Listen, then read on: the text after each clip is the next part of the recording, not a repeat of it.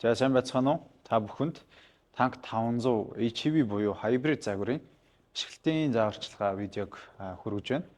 За танк 500 HEV загвар маань алсаас сахчтай байгаа. За хамгийн ихний ээлжинд бол одоо машина алсаас сах тохиолдолд машин цоочтой байх шаардлагатай. За цоочтой тохиолдолд түлхүүрний цоожлох товчон дээр нэг удаа дараад дээд спикерний товчон дээр удаан даарснаар машин алсаас асах одоо нөхцөл бүрдэж байгаа гэсэн үг.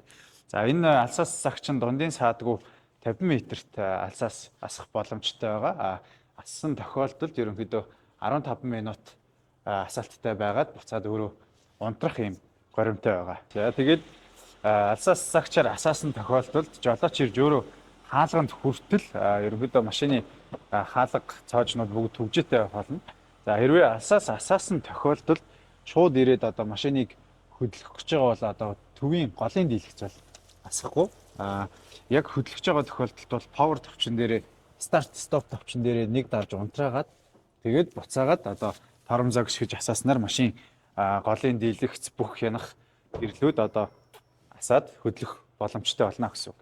Запас дугуйг солихдоо машины өөрт ирсэн зориултын багажнуудыг гаргаж ирээд за хамгийн ихэнд бол автирка ашиглаад за запас дугуйны гадна талын тагийг ямар нэгэн даавуу ч юм уу эсвэл цаас ч юм уу зүйлээр жирэглээд ингээд онгойлгох байгаа. За энэ тагийг заримдаа энэ таг их үйлдвэрээсээ чанга ирсэн байдаг учраас маш болгоомжтой онгойлгохгүй бол бас автирка хөвшөө дээшээгээ камера гэмтэх эрсдэлтэй. Тэгэхээр та бүхэн тэрийгээ бас их сайн анхаарч тагаа суглах хэрэгтэй. За тагийг сугалсны дараа зориултын багажинд дорцоон дуглагддаг юм жижиг толгой байгаа. За ийм хоёр толгой байгаа. Нэг нь бол одоо ийм бүдүүн, нэг нь болохоор ийм нарийн ийм хоёр толгой байгаа. За энэ нарийн толгойг дорцоондоо хийгээд за дээдлийн нэг ширхэг болтыг тайлж авна.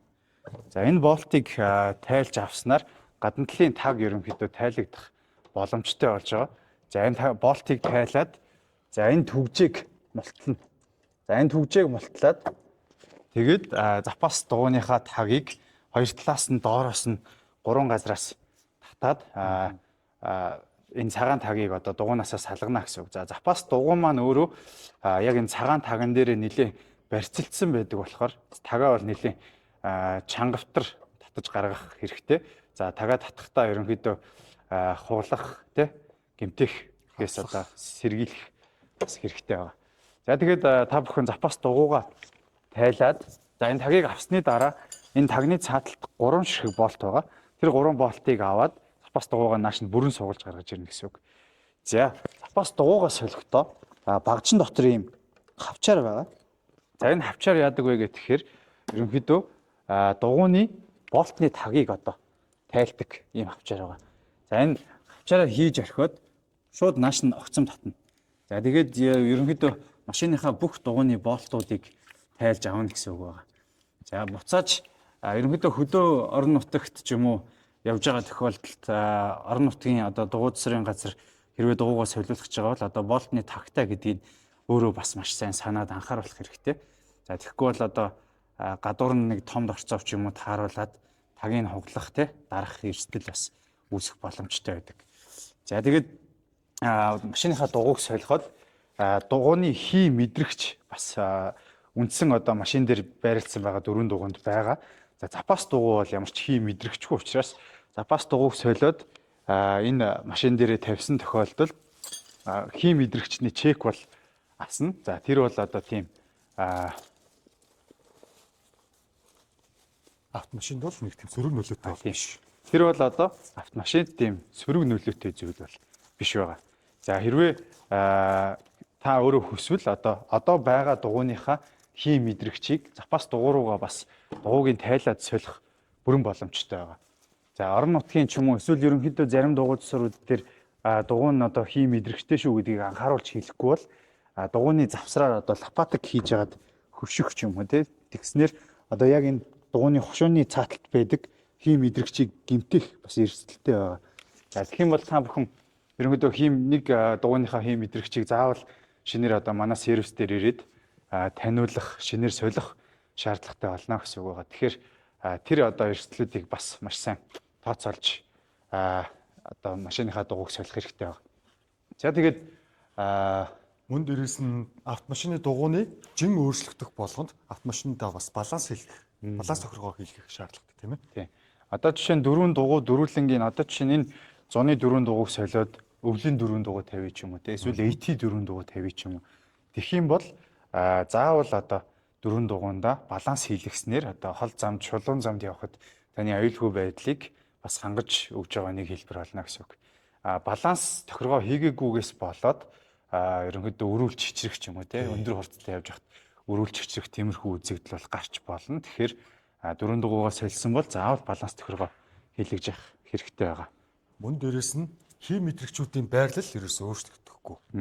Одоо жолооч талын уртлын дугуйны хий мэдрэгч зөвхөн урталтаа гарна. Дугуй солигдсон ч гэсэн тийм.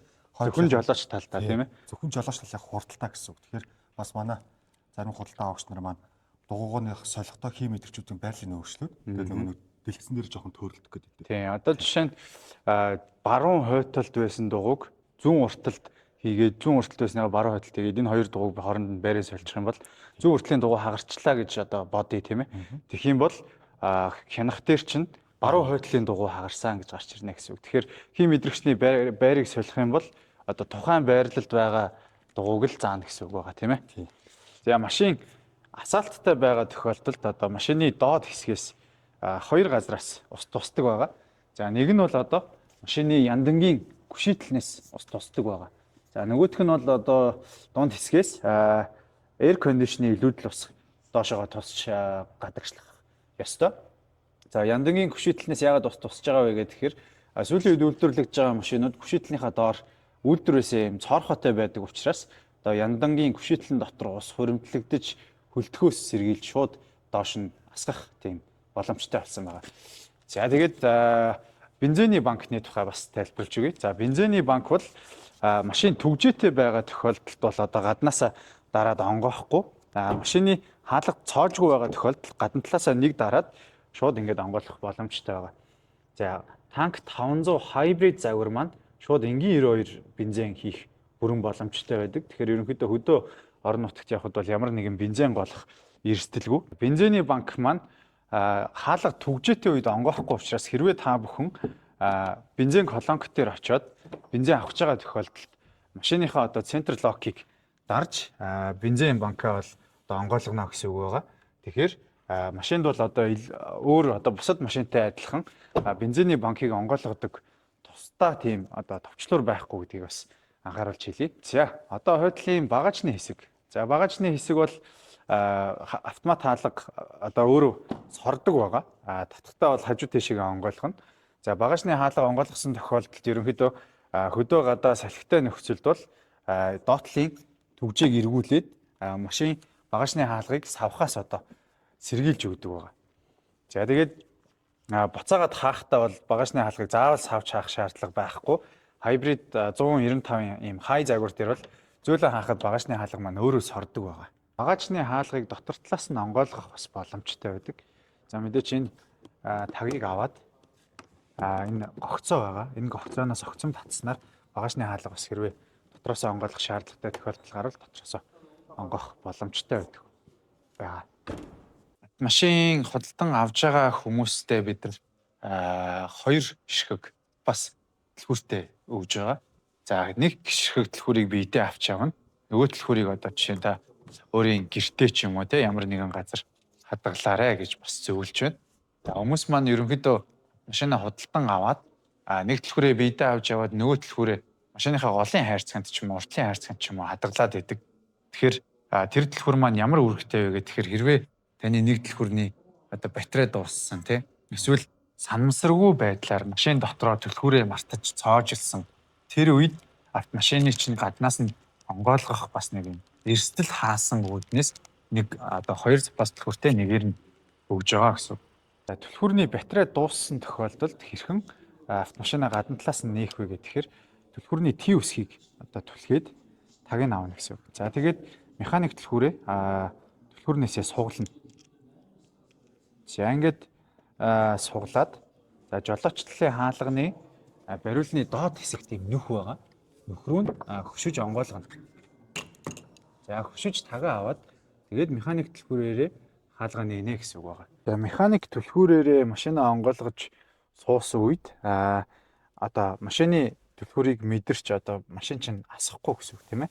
За тэгэнгүүт голын хайрцагны дунд хэсэгт түлхүүрээ байрлуулад тэгээд тоормсон дээр ихшгэд машинаа асах нөхцөл бүрднэ гэсэн үг байна. За энэ үйлдэл нь ерөнхийдөө таныг автомашины түлхүүрнийхээ батарейг солих хүртэл одоо төр зүр аргацаах боломж нь одоо ийм үйлдэлүүдийг хийж машинаа нээх асаах боломжтой гэсэн үг. За жолоочийн одоо баруун талд нь машины ерөнхий төв консол энэ чинь бол байрлаж байна. За мэдээж бид нар бол ямар нэгэн цахилгаан хэрэгслэр бол шингэн зүйлсийг ойртуулахыг бол хориглоно. Та автомашиныхаа салонд том амсартай, ил задгаантай шингэн зүйлсийг энэ бол энэ шиг ойртуулахыг бол хориглоно.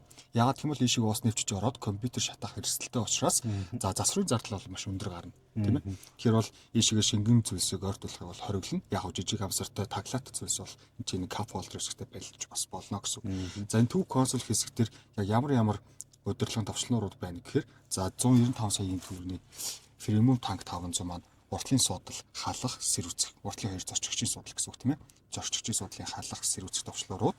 За хойд дифференциалт хөгжигч их, төвийн хөндрүүлэгч их, за crawl control буюу мөлхөх систем, богино зай эргэлтийн систем.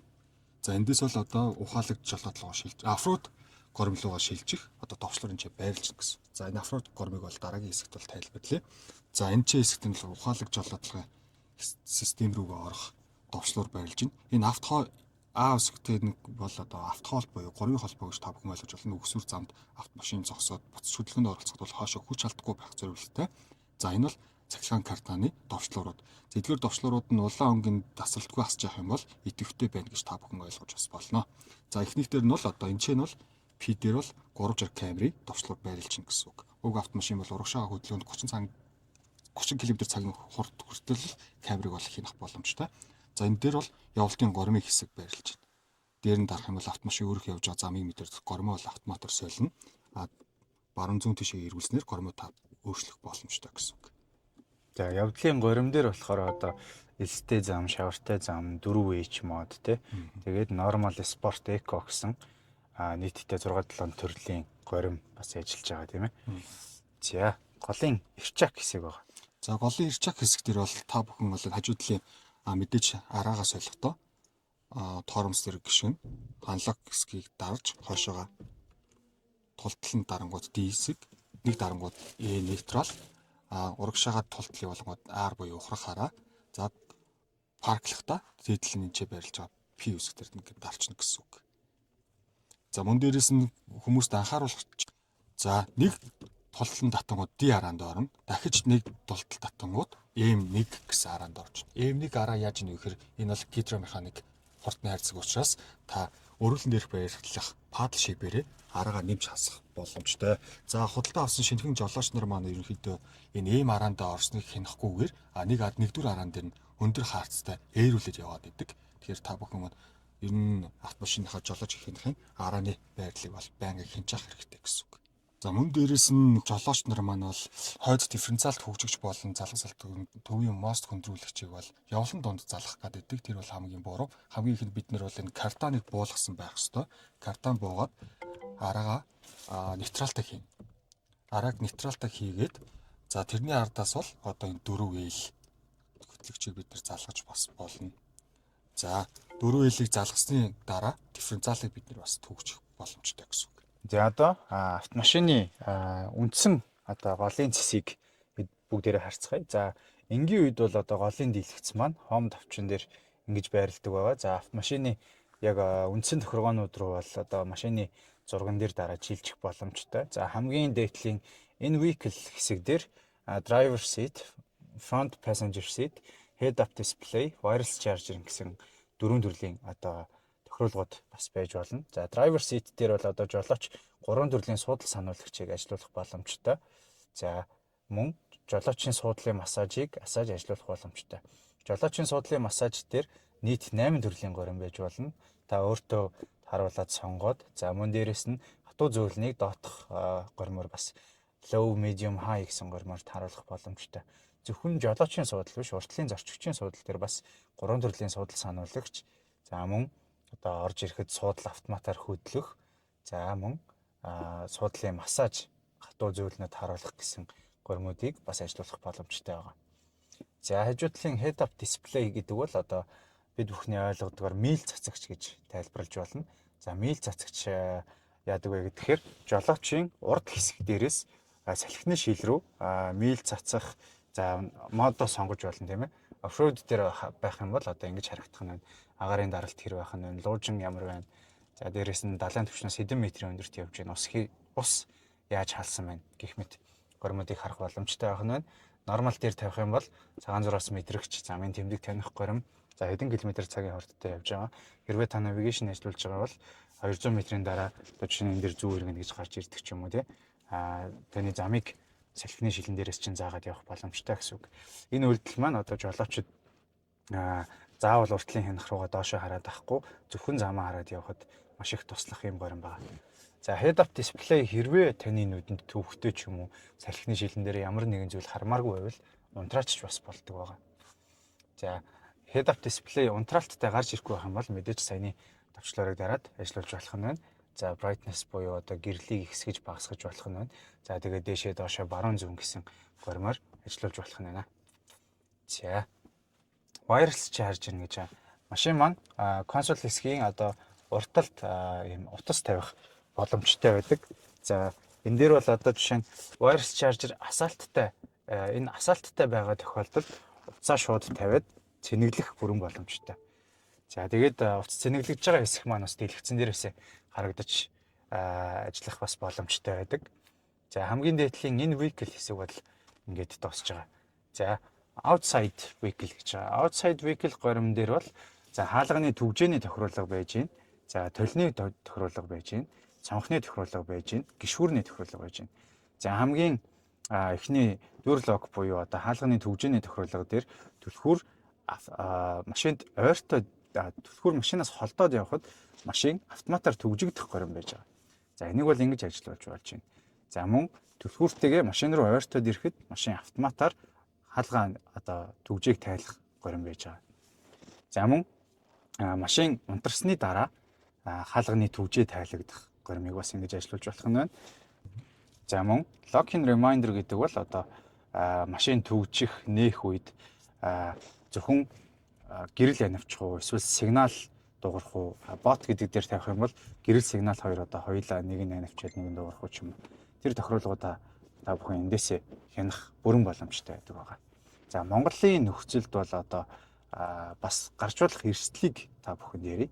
За одоо жишээ нь дэлгүүрийн гадаа та машина тавиад машиндаа суухгүйгээр машиныхаа хажуугаар өнгөрөх тохиолдол бас байж болно тийм үү. Тэр үед одоо машины хаалга түгжигдээд буцаагаад нээгдсэн тохиолдолд одоо жишээ нь хэрвээ эрсдлээд одоо гарч болцшгүй л эрсдлийг тайлбарлаж өгч байгаа шүү.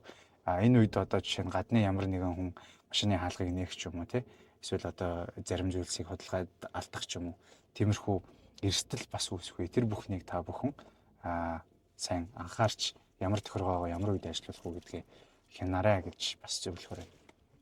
За mirrors хэсэг байна.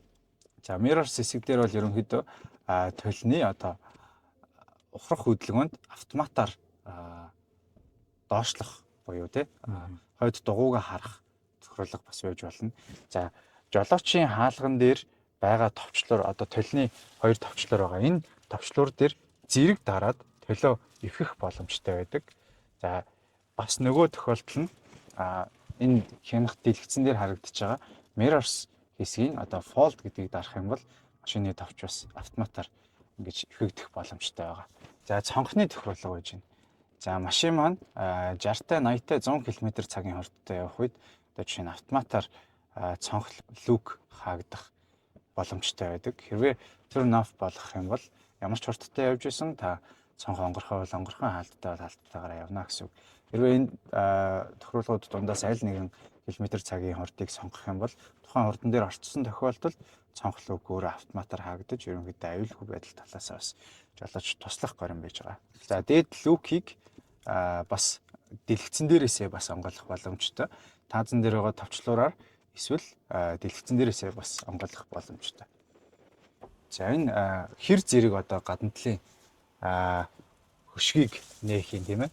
Яг энэ дөрөвний миний хөдөлгсөн энэ хэмжээгээр бүтэн онгойлгохоор бол ингэж онгойлгож болно. Бас тодорхой хэмжээнд таллаж онгойлгох бүрэн боломжтой байдаг. Одоо жишээ нь sunroof гэдгийг тал хүртэл ингэж онгойлгоё гэх юм бол дээдлийн люк маань бүтэн биш дөнгөж одоо онгойгоод хоошоогоо нэг хальт агаар оруулах ч юм уу тий. За буцаагаад хаахтаа бол бүтэн хааж болох нь байна. Эсвэл бүр бүтэн нээх юм боломжтой байдаг. За electric side step гэж байгаа. За энэ маань бол одоо автомат гишгүүрийн тохируулга гэж ойлгож болно. Автомат гишгүүрийг та бүхэн ямар ч нөхцөлд явсаа одоо жишээ нь хот дотор болоод гишгүүр хаалга нэгдэх хаагдах болгонд өөрөө автоматар төвжигдэх хаагдах боломжтой. За эсвэл одоо жишээ нь бартаат замаар явж байгаа мөстэй шавартай замаар явж байгаа тохиолдолд бол гишгүүрээ бүр төвччиж болно тийм ээ. За одоо жишээ нь хаалга нэгдсэн ч гэсэн гишгүүр гарч ирэхгүйгээр зөвхөн хаалга нэгдэх тохиолдол бас байж болно. Эсвэл гишгүүрээ бүр одоо онгорхой орхиод буцааж ирэхгүйгээр бас явах боломжтой. За гишгүүрний тохируулгууд дээр electric side step гормыг унтраах юм бол гишгүүр маань бүрэн унтарсан гэсэн үг. Одоо хаалга яаж ч нэгдэжсэн гишгүүр наашаага гарч ирэхгүй гэсэн үг байна. За энийг асааснаар ерөнхийдөө гишгүүр автомат тохиргоонд буцаад хэвийн ажиллана. За roof mode нь гишгүүр маань байнгын ил хаалга хаагдсан ч гэсэн хураагдахгүй гарч ирсэн байна гэсэн үг байна. За roof mode-ыг унтраагаад ерөнхийдөө special side step mode disabled гэдгийг ажиллуулах юм бол машин ямар горим дээр явж байна тийм ээ. Шавартай замын горим дээр явж байна уу, эстэй замын горим дээр явж байна уу, 4WD заалгагдсан байна уу тийм. Тэр горимуд ажилласан тохиолдолд одоо машин өөрөө мэдрээд гишгүүрээ ивэхгүй, хураалттай байх уу тийм.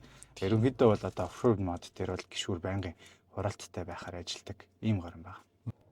За light-ны хамгийн ихний тохируулган дээр бол active welcome light. За энийг та төгчүүлснээр автомашинд одоо унтраастай байгаа автомашины хаалган онгойлгонгууд салууны гэрэл асна гэсэн үг.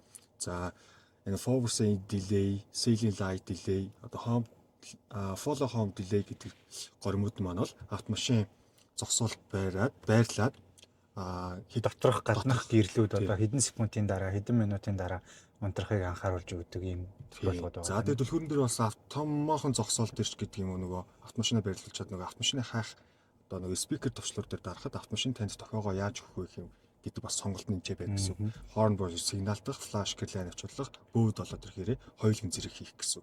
За хазар light on with emergency brake гэхээр хурд замд одоо тууштай замд явж байгаад таны автомашинд одоо урд чинь гинтийн саад гарч эсвэл нүх дайрах тэр үед одоо гинтийн тоормстад гიშгэд одоо гинт тоормст гიშгэд хойно явж байгаа автомашинууд л аварын гэрэл одоо анивчиж анхааруулга өгөх. Аварын гэрэл хурдтайгаар анивчна гэсэн үг тийм. Хойно явж байгаа машинууд бол анхааруулга өгнө гэсэн. За off-road light гэхээр яаж нэхэр автомашин смарт дэлгүүр автомашинтай ойртоод ангоорчих үед те их гэрэл болон хойдлын гэрлүүд бол маш гоё юм гэж одоо ухсрагдчих. Янз бүрийн анивчдаг гэсэн үг. За ambient light бол энэ салооны энэ хууцан гэрлүүдийн одоо тохируулгууд байгаа гэсэн. Bright гэхээр одоо хэдийн хувьтай та тод тусах юм. Rhythm дээр бол одоо хөгжмийн хэмнэлтэд зэрэгцэж бол өнгө солигдно. Single color хэмээл зөвхөн таны сонгосон өнгөний гэрлэл одоо ингэ хасна гэсэн. Multi color болох юм бол тэдгээр өнгнүүдийн сонголтуудаас солонгоруулж бас тавих бүрэн гэрлэл нь өөрөө өөрчлөгдөх боломжтой байгаа тийм ээ.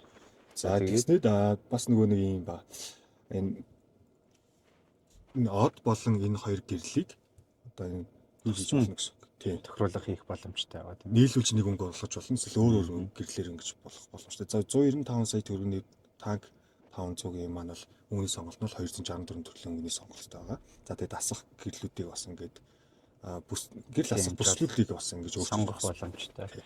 Жолоочийн хэсэг юм уу, эсвэл одоо уртлын зорчигчийн хэсэг юм уу, хойд зорчигчийн хэсэг юм уу, эсвэл бүгдээрээ нэг насах юм уу тий.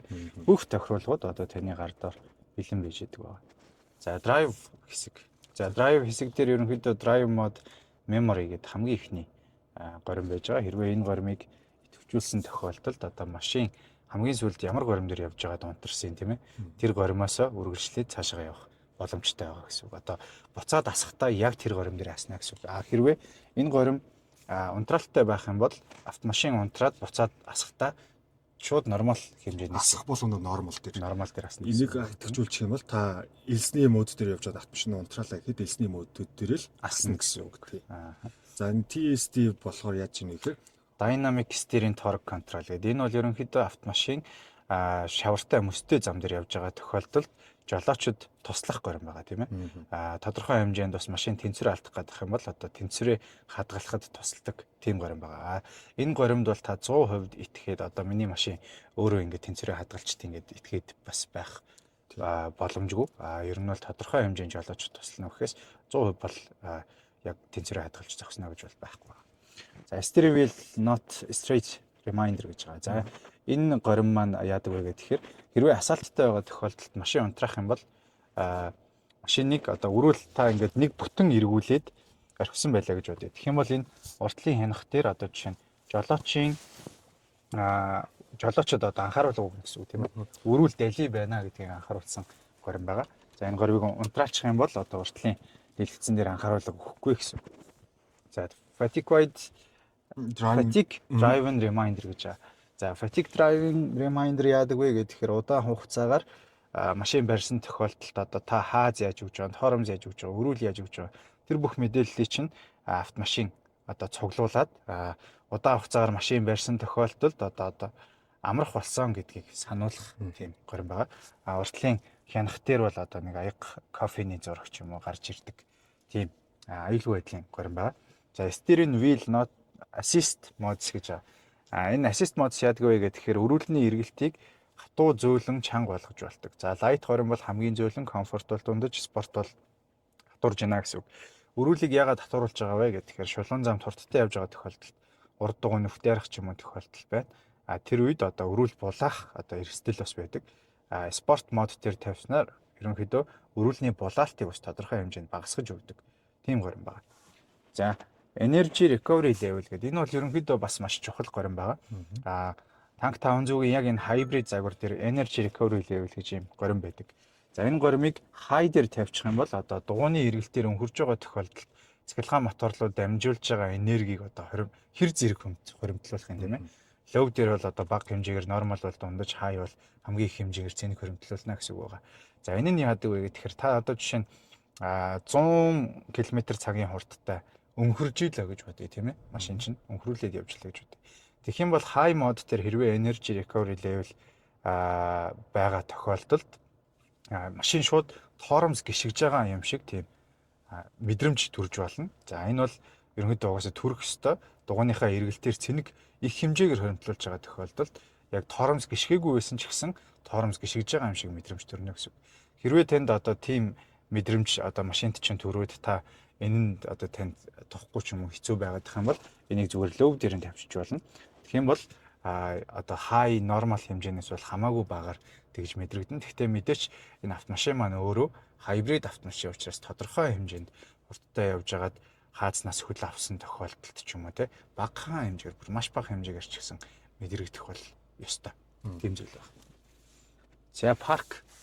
За энэ бол ерөнхийдөө 360 камерны тохируулга байгаа. 360 камер одоо өрүүл дарсан тал руу гарч ажиллах уу те эргэн тойронд одоо ямар нэгэн саад мэдрэгдэд автоматар гинт дэлгэцэн дээр гарч иж ажиллах уу те 15 км/цагийн хурдтай тэрнээс дээшээ хурдлсан тохиолдолд 360 камер унтрах уу эсвэл 30 км/цаг хүртэл ажиллаад тэрнээс дээшлсэн тохиолдолд хурдлах уу гэдэг бүх тохируулгуудыг та автоматар энэ дээрээ өөртөө тааруулаад тохируулах боломжтой. Maneuver emergency braking гэдэг гормыг хэрвээ асаасан тохиолдолд жолооч зогсоол руу орохдоо ямар нэгэн саад байхад торомс гიშгэхгүй хөдөлгөөн хийгээд ах юм бол машин өөрөө саадаа мэдрээд автоматар торомс гიშгэх ийм горим ажилтдаг байгаа. За 360 камерыг одоо энэ дээр дараад шууд ажилуулах боломжтой. Энтлийн дэлгэцэн дээр бол машинаа шууд дээд талаас нь харж байгаа. За энэ дэлгэцэн дээр бол аль чигийг харах юм те. Одоо жишээ нь зөвхөн хойтлыг харж байна. За уртал дээр нь дарах юм бол уртлаа ингэж сонгож харж болно. Баруун тал дээр бол баруун талаа сонгож харж болно. Зүүн тал дээр бол зүүн талаа сонгож харж болно гэсэн үг. За тэгээд 2D болон 3D модулаар машиныхаа гадна талыг тэр чигт нь ажилуулах боломжтой. Ингээд машины эргэн тойронд ямар саад байна тийм ээ. Off-road мод дээр явж байхад off-road замаар, бартац замаар явж байгаа тохиолдолд бол бас маш хэрэгтэй горим байдаг. За мөн flare chases дарах юм бол машина ерөөсөө яг байхгүй юм шиг тий нэвт харах боломжтой байгаа. Машины аль хэсэгт юу байна гэдгийг шууд дээрээс нь ч юм уу тий баруун зүүн талаас нь харах бүрэн боломжтой байдаг байгаа. За intelligent parking гормыг идэвхжүүлэх юм бол машин өөрөө зогсоолоо эхлээд таних ёстой. Зогсоолоо таниснаар автомат паркинг систем ажиллаад машин өөрөө өөрийгөө парклах гормыг бас идэвхжүүлж ажиллах боломжтой байдаг байна. За доотлын энэ хэсэг дээр assist view гэдэг хэсгийг сонгох юм бол өрүүл дарснаар одоо дугуй яг аль хэсгийг дайрах гээд байна гэдгийг яг дээрээс шууд харуулдаг байгаа. За rat view гэх юм бол хойтлын хоёр дугуй хоёр дугуйгаа шууд нэг дэлгэцээрээ хянах боломжтой. Хойтлын хоёр дугуйг одоо харуулж байгаа бол энэ бас уртлын хоёр дугуйгаа ингэж харуулах боломжтой гэсэн үг байна. Тэгэхээр ерөнхийдөө энэ машинд бол ерөөсөө сохор бүс гэж ер нь бол байхгүй гэж ойлгож болно. За мөн Smart View гэдгийг ажилуулах юм бол тодорхой хэмжээнд саад ойртсон тохиолдолд яг тэр саадыг дээрээс нь шууд харуулах камер автоматар ажилладаг байгаа. Тэгэхээр ерөнхийдөө энэ горимуд дээр та аль нь илүү таны одоо явдалд нийцэж чинь тэрүүгээрээ тааруулаад ажиллах бүрэн боломжтой байдаг байна. Автомашины Smart Drive хэсэг дээр бол одоо автомашины нөгөө ухаалаг жолоодлох хэсгүүд бол байрлаж байна. За хамгийн ихний Forward Assist дээр бол гинтийн ослын аварын тоормс гэж та бүхэн ойлгож болно. За гинтийн ослын аварын тоормсыг та бүхэн брейк дээр идэвхжүүлснээр одоо урд дур ямар нэгэн уртлын автомашин гинт тоормслох, урд гинт саад гарч ирэх үед бол автомашин дагаж тоормслох. За тэр тоормслох системийг хэр мэдрэг байхыг та бүхэн 3 түвшнээс сонгож болно. За нормал дээр бол heavy, low дээр бол одоо маш богино зайд, high дээр бол маш холын зайгаас саадыг мэдээж тоормслоо гэсэн. Хэрвээ энэ систем танд одоо автомашины бүрэн хяналтанд байхад танд саад болоод ах юм бол та энийг turn off болгоод унтрах бүрэн боломжтой. За хамгийн доонд байгаа intelligent turn гэдэг нь яаж чинь гэхээр хэрвээ автомашин гүүрэн доор эсвэл эргэлтэй зам дээр явж байхад тань одоо гинтийн урд хойдох мэдрэгчийг ажилуулах тохиргоо байгаа.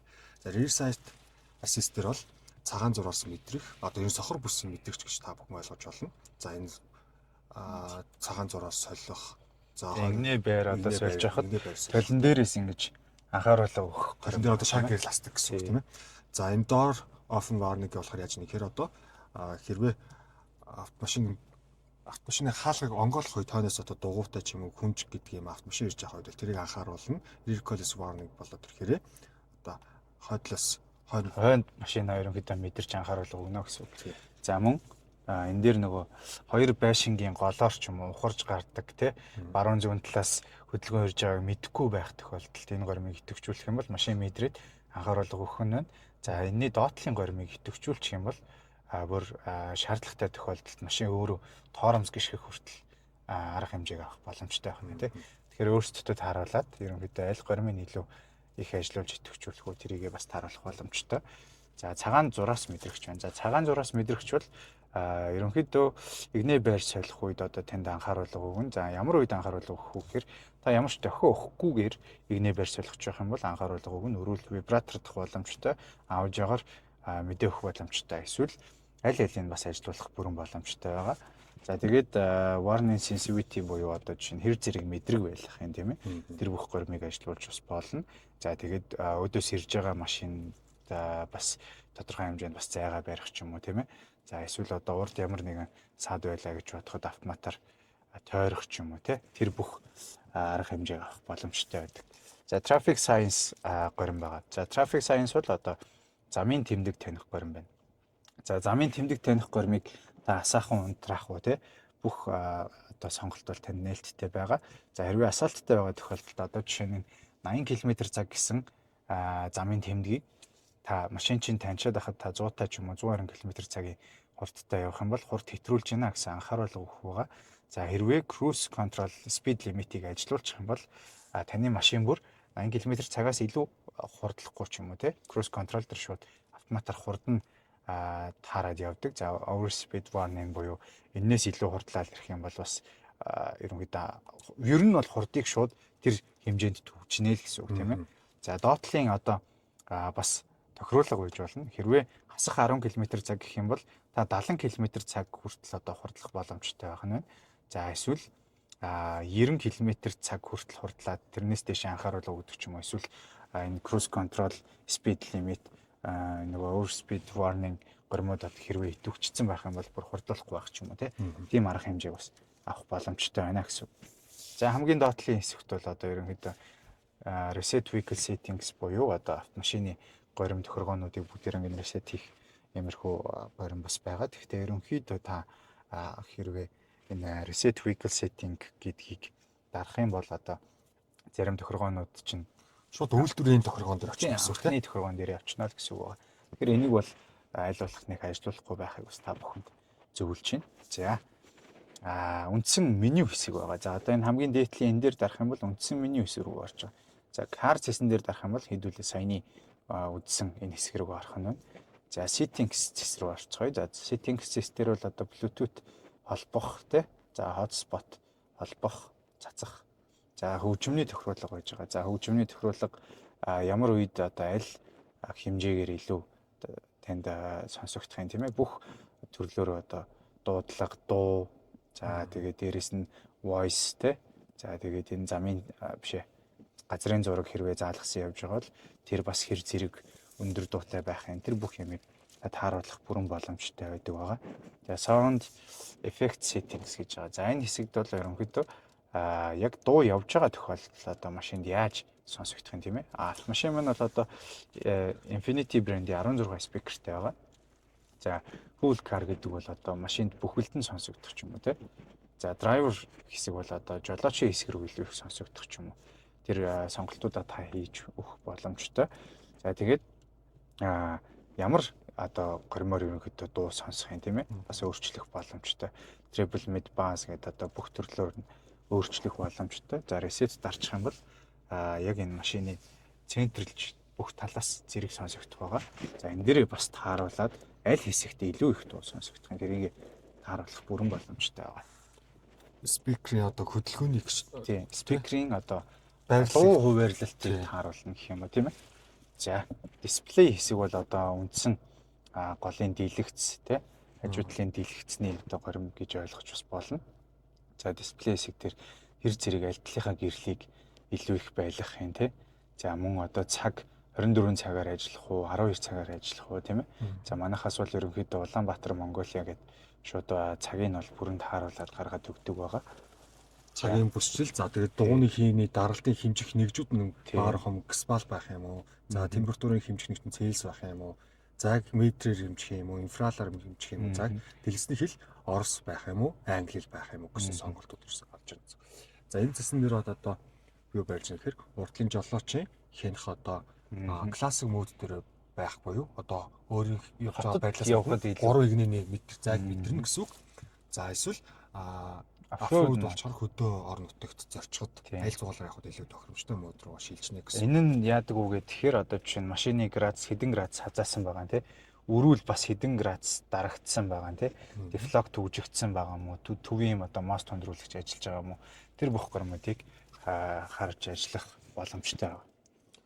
За энэ дээр бол одоо жолооны хүрдэн дээр байрлаж байгаа эмх тэмдэг дээр та бүхэн энэ үйлдэлүүдийг алийг тааруулах вэ гэдгийг бас сонгож болно гэсэн. Утас руугаа одоо холбогч орох юм уу те эсвэл 360 камер ажиллах юм уу автомат паркинг ажиллах юм уу өрүүл хаалах юм уу те ерөнхийдөө одоо өрүүлэн дээр байрлаж байгаа custom key гэж ойлгож болно те одоо ямар нэгэн жолооч нэг анхаарлаа сарниулахгүйгээр одоо үйлдэлүүдийг шууд нэг шавчаар хийх боломжтой гэсэн үг байгаа тийм ээ.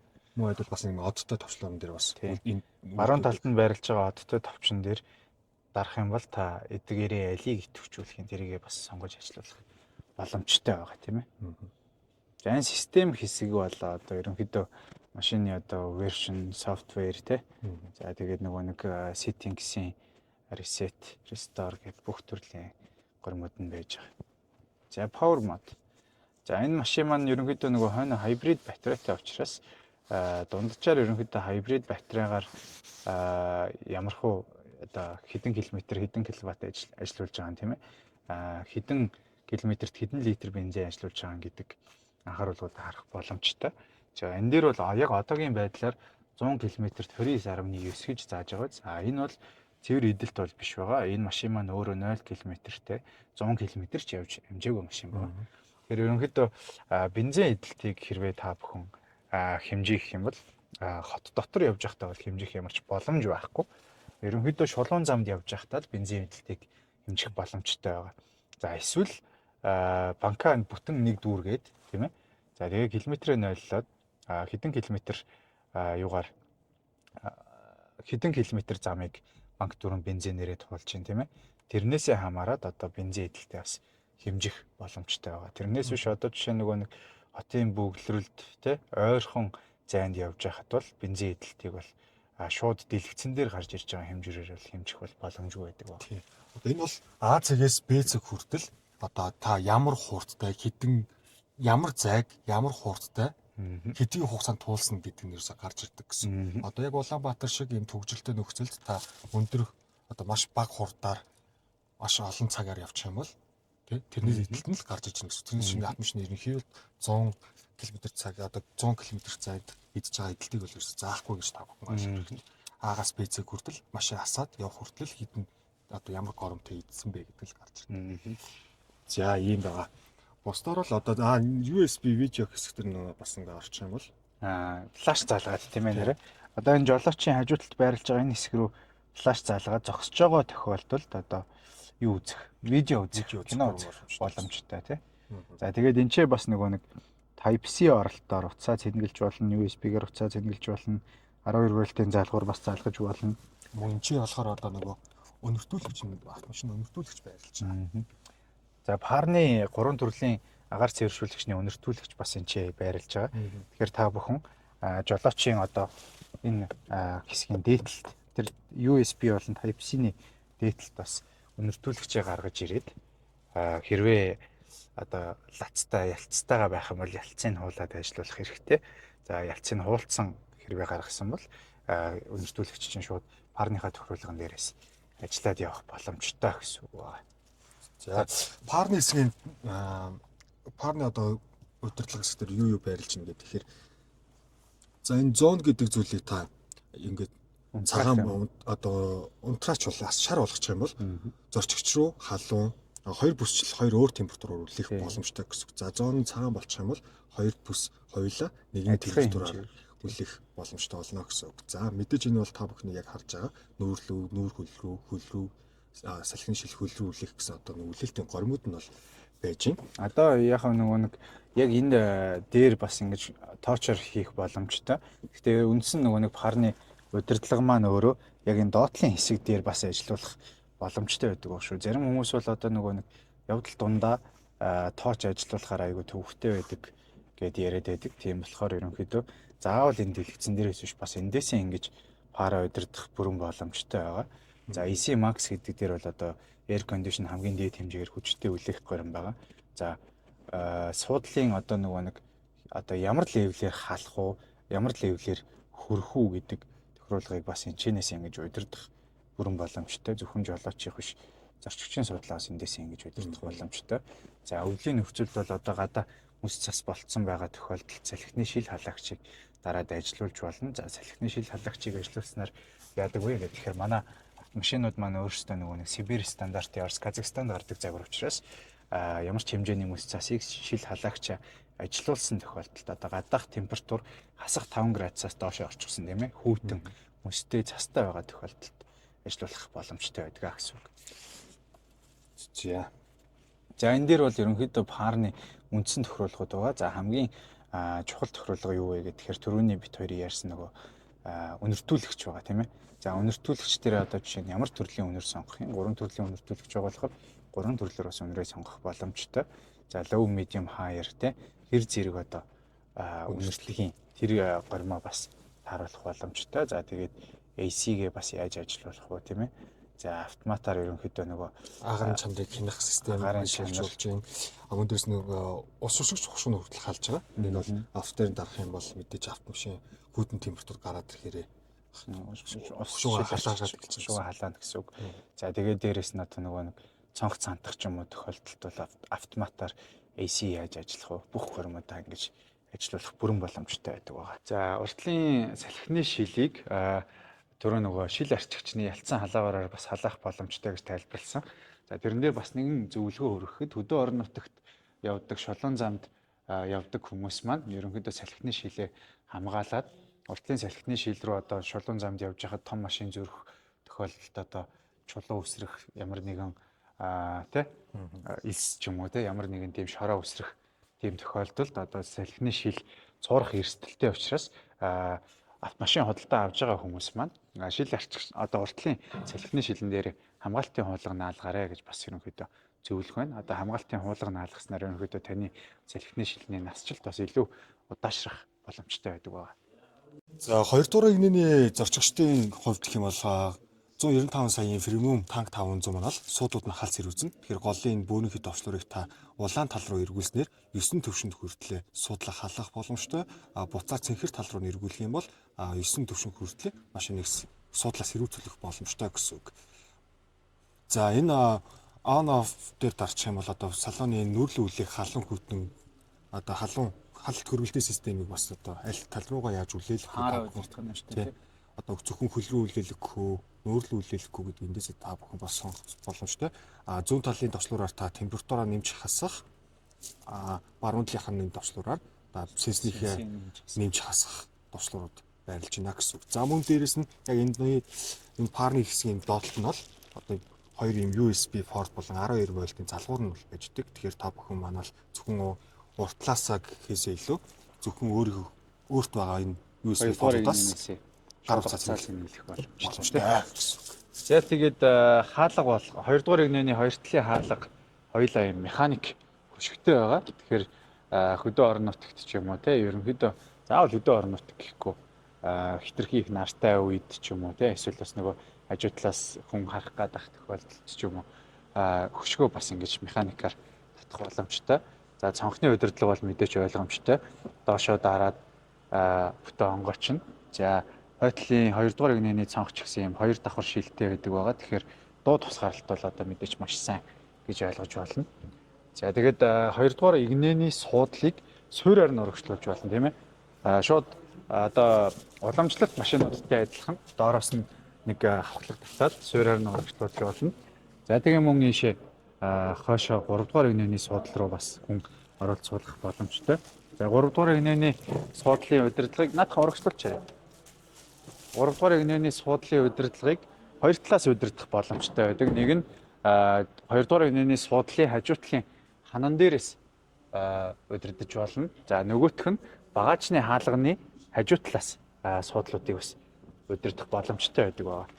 За энэ ч бол одоо жишээ нь ингээд 3 дугаар игнэний суудлыг ингээд автоматар босгоод ирэх боломжтой. 195 сая төгрөгийн үнэлгээтэй загвар дээр бол одоо 3 дугаар игнэний суудлал автоматар босч ирэх боломжтой байдаг. За мөн энэ хойдолтой бас нөгөө 220 болон 400 ваттын залгуур нь барилж байгаа. За энэ яагаад 220 болон 400 ватт гэж тайлбарлаж байгаа вэ гэхээр уг залгуурт 400 ваттаас дээш хүчин чадал одоо шаардсан эд зүйл залгахыг бол шууд хориглоно. Одоо жишээ нь ус буцалгагч бол одоо 1000 ваттад ажилладаг учраас ийшээ залгах юм бол одоо гал хамгаалагч чадах ч юм уу эрсдлүүд үүснэ гэсэн үг. За тэгээд саяны 2 дугаар игнэнийхээ парыг ажилуулад жолоочийн бишээ 3 дугаар игнэний зорчигч дээрээсээ партай хажуу талаасаа партай явах боломжтой. За 2 дугаар игнээ бол бүр дээрээсээ өвдөг рүүгээ хөл рүүгээ те. За суудлан доороосоо хална бас хөрнө гэх маш олон давуу талуудыг бас эдлэх бас боломжтой байдаг байгаа. За энэ төгжээг ингээд тайлаад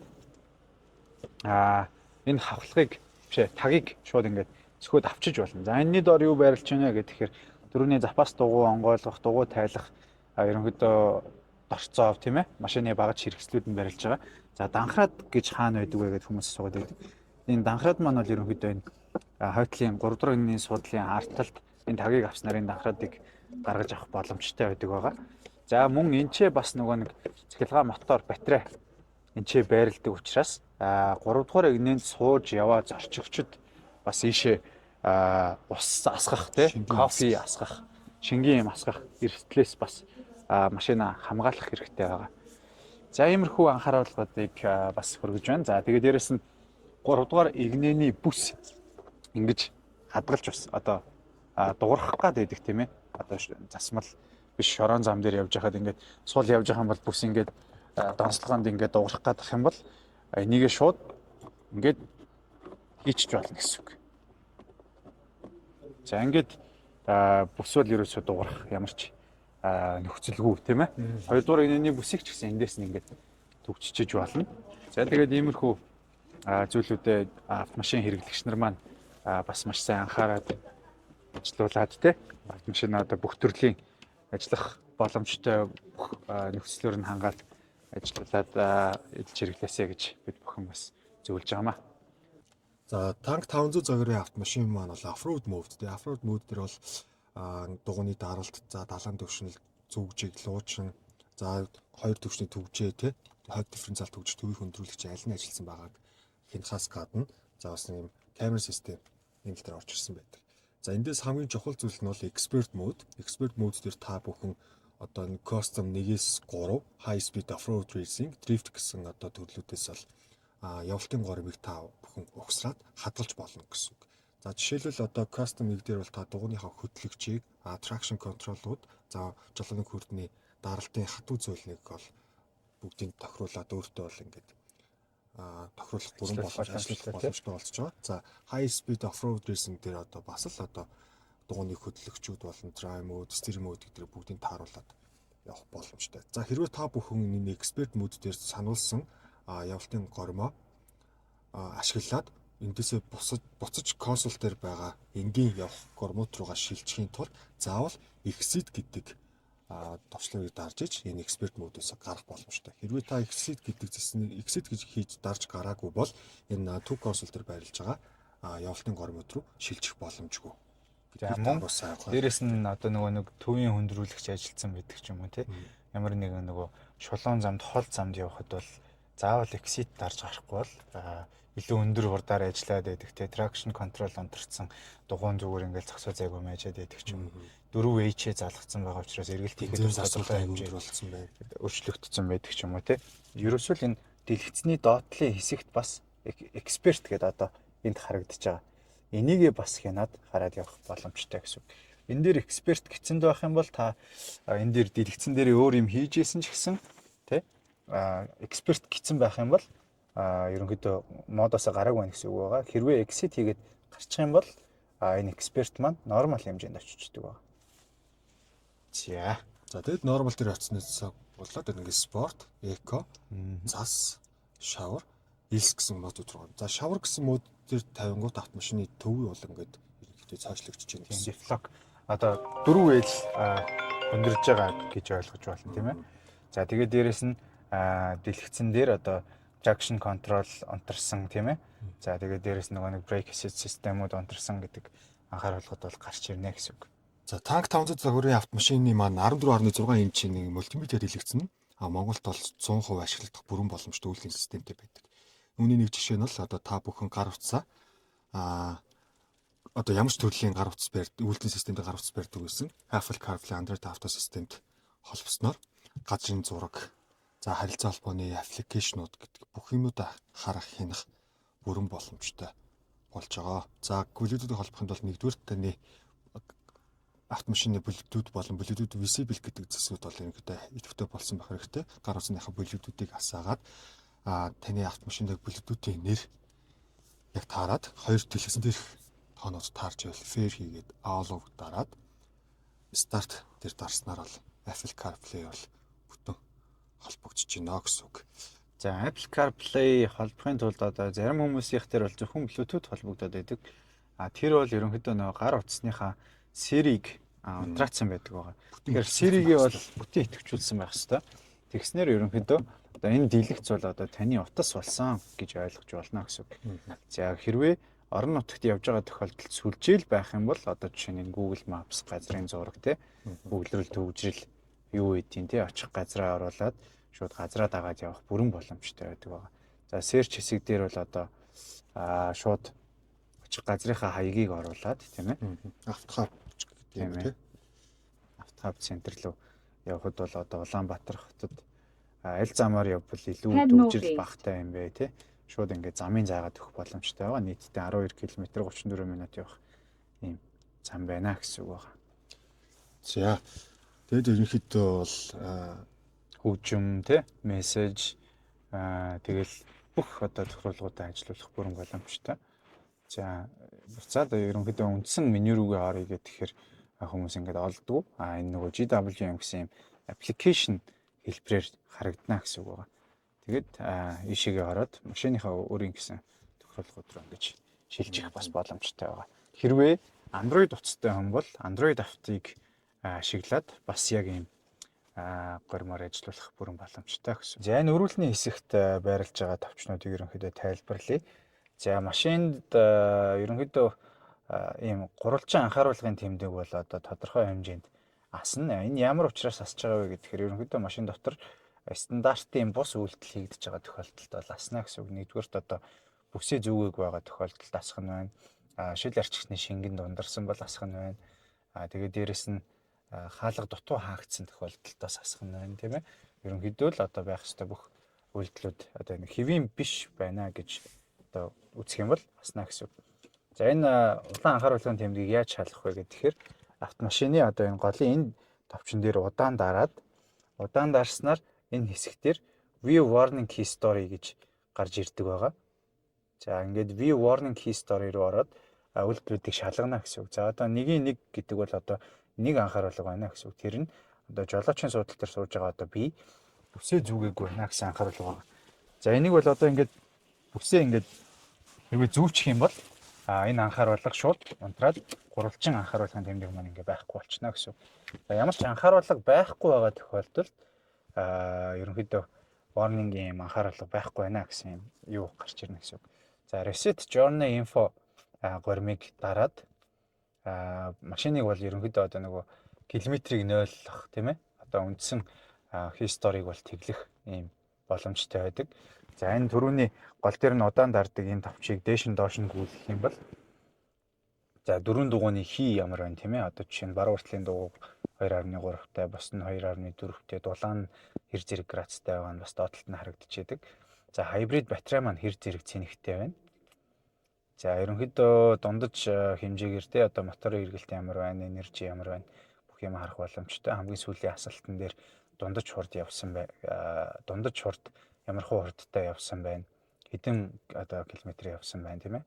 За дундаж одоо бензин эдэлт бас ямар хуу байна гэдэг бүх зүйлүүдээ та энэ товчлуур дээрээсээ дээш нь доош нь хөдөлгөөд ажиллах бүрэн боломжтой байдаг байгаа. За зүүн тийш нь дарах юм бол түрүүний classic mode, off-road mode гэдэг хянахын дэмүүдийг ингэж бас солих боломжтой. За дахиад зүүн тийшээгээ дараад энэ утасны дуудлагаа хэмж болж байна. За тэгээд энэ талын товчлуурууд дээр бол ерөнхийдөө дуудлага ирж байгаа тохиолдолд таслах, авах тийм ээ. Дуугаа нэмж хасах, багасгах. За тэгээд ерөнхийдөө нэг спикер шууд унтраах тийм ээ.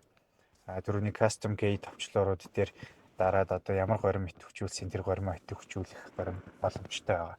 За энэ өрүүлэн дээр бол одоо ийм нэмэх, хасах гэдэг ийм баруун зүүн талд нь байрлаж байгаа. Энэ бол одоо paddle shift буюу түрүүний арааг M руу хийсэн байгаа тохиолдолд механикаар араагаа нэмж хасах боломжтой юм тохиолдлого байгаа. За мэдээч машин маань зөвхөлтэй өрүүлтэй болохоор өрүүлийн баруун талд одоо шил арчигчны удирдлага байрлаж байна. За зүүн талд бол гэрэлний удирдлага байрлаж байгаа. Гэрэл авто дээр байгаа тохиолдолд гадаах гэрэл одоо нар ямар байна, сүүдэр ямар байна те тэрийг мэдрээд гэрлээ өөрөө тохируулаад шилжүүлээд явах боломжтой. За энийг автоос нь урагшин нэг түлхэх юм бол механикаар заавал унтрааж асаана гэсэн үг байгаа. Гэрлийг нэг түлхэснээр daylight буюу энгийн өдрийн гэрэл маань ажиллах боломжтой. За дахиж нэг түлхэснээр их гэрэл асна. За бүр тэр чигт нь одоо өрүүлгийг ингэж цааш нь түлхэснээр их гэрэл тэгээ дээрэс нь холын гэрэл маань асах бүрэн боломжтой байдаг байгаа. Гэрэл бол одоо тэр чигтээ юм лид гэрэлтэй тусалтай байдаг байгаа. За мэдээч баруун доошоо тийм ээ, зүүн доошоо, баруун дээшээ ингэж тохионодоо өгөөд ажиллах боломжтой. За cruise control-ийн удирдлага бол одоо энэ зүүн одоо гэрлийн удирдлагын доотлолд байрлаж байгаа. За cruise control-ыг хэрхэн ажиллуулах вэ гэхээр мэдээч жолооч бүсээ зүүсэн байх шаардлагатай нэгдүгээр. За мөн араа руу шилжсэн байх шаардлагатай. За одоо D руугаа хийчихье. За тэгээд одоо cruise control-ийн удирдлагыг урагшин нэг түлхэснээр ерөнхийдөө cruise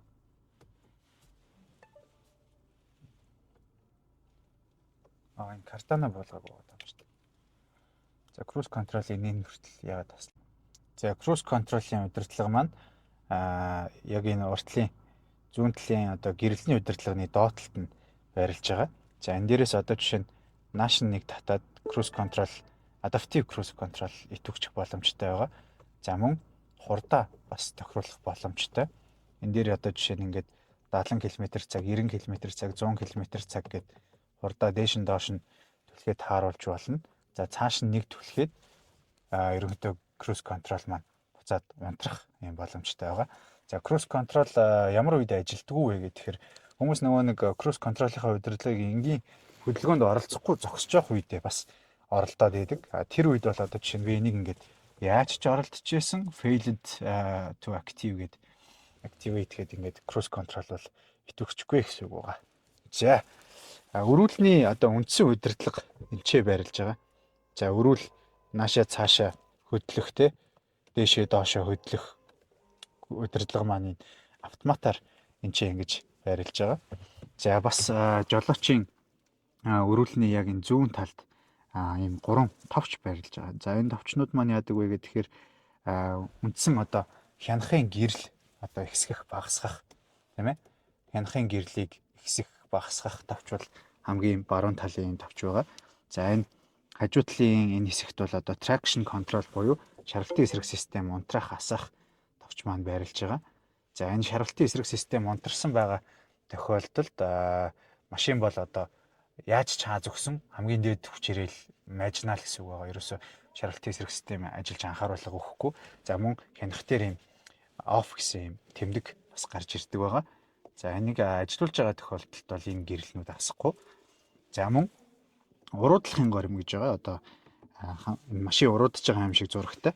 За энэ дээр дарах юм бол хянахын дийлэгцний одоо баруун талд ийм шар гэрэл асна. За энэ маань яадаг вэ гэхээр гулгаатай замд урууга замд явж байгаа тохиолдолд машин та хоромс гიშгхгүйгээр ABS заавал ажилуулад ах шаардлагагүйгээр зөвхөн өрүүлээ заалаад моторын эргэлтээрээ удаан уруудах боломжтой байдаг гэсэн үг. Одоо гулгаатай зам дээр илүү туслах горим гэж ойлгож байна. За энэ ажиллаад байгаа тохиолдолд бол ерөнхийдөө хаазнаас хөл аваад хоромсноос хөл авцсан байсан ч гэсэн машин ерөөсөө өнхөрөхгүй жигд хурдаар удаанаар явах гэдэг. Тэгээ хэрвээ та тэгээд ах юм бол санамсаргүй байдлаар энэ товчоод арчаад ч юм уу те энэ хянах дээр ийм гэрэл асныг анзаарахгүй ч юм уу машин ч удаашраад ах юм бол та энэ товчлоороо бас нэг шалгаад хянахынхаа гэрэлнүүдийг бас нэг шалгаарай гэж бас зөвлөж байна.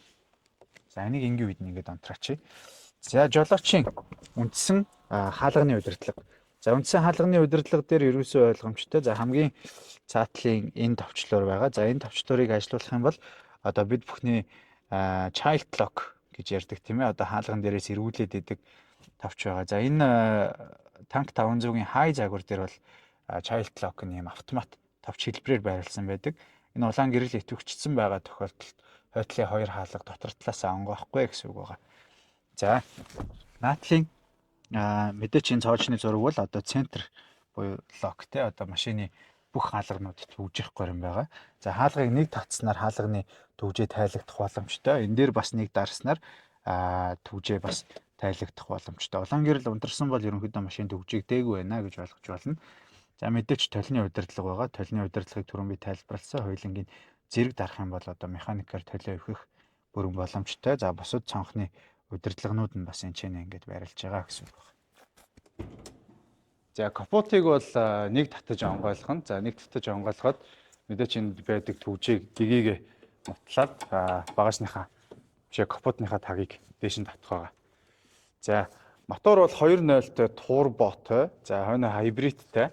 Тэгээд машинаас одоо нийт гарч байгаа хүчийг дүүцэх юм бол одоо нэг 5700 cc-тэй дүүцэх хүч гаргадаг байгаа. За манайхаас бол 3 жил 100 мянган км-ийн мотор хороопны үйлдвэрийн баталгаа мэдээж өгж байгаа.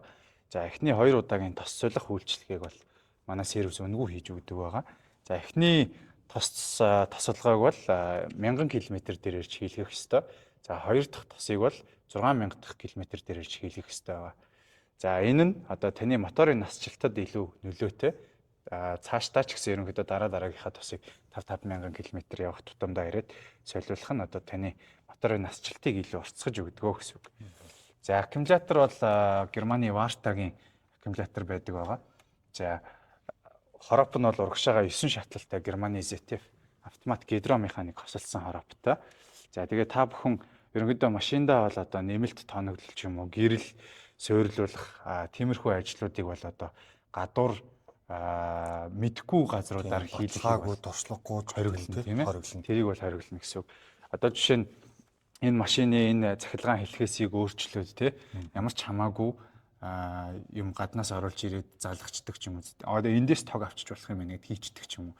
Тиймэрхүү хэрвээ гэрлүүдийг холболтуудыг хийлгээд машинд нь ямар нэгэн эрсдэл гэмтэл гарах юм бол тэр бол одоо манай баталгаат хугацаанаас гадуурх зүйл болчдөг байгаа. Үйлдвэрийн стандартыг зөрчиж болохгүй гэсэн үг. Тий. Үйлдвэрээс нь яагаад зөвхөн нэг эхний удаад 1000 км тэр моторын тосыг солиулж байгаа вэ гэх юм бол шинэ мотор яг ингэж ажиллагаанд ороод ирэх тусам төмрийн өртсөд маш их ялгардаг тийм ээ. Тэгэхээр тэрийг бас гадагшлуулж цэвэрлүүлэх шаардлагатай. Мөн эхний 1000 дотроо та хүн тэмчээрэх хэд бартаад замд явахыг ер нь бол хориглдог тийм ээ. Зөвхөн бас нэгэн жигт хурдаар явахгүйгээр бүх төвчний хурд дээр хаазыг тааруулж явах нь бас таны автомашинд бол илүү үр ашигтай гэсэн үг.